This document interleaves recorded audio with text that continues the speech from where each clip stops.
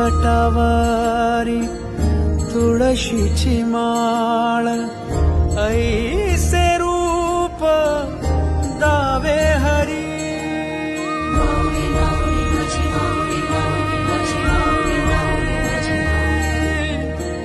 ठेविले चरण दोन्ही विटेवरी, ऐसे रूप दावी माझा हरी.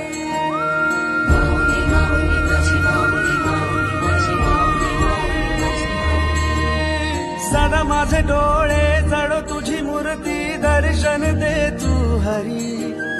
मिटून हे डोळे दिसतो का